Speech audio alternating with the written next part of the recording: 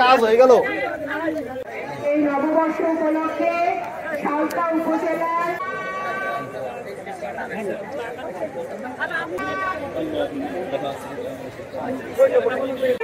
আদর্শ আমরা অনুসরণ করব। দেশনেত্রী বেগম পিছনে কিন্তু অনেক লোক দেখতে পাচ্ছেন না, সামনের দিকে আমরা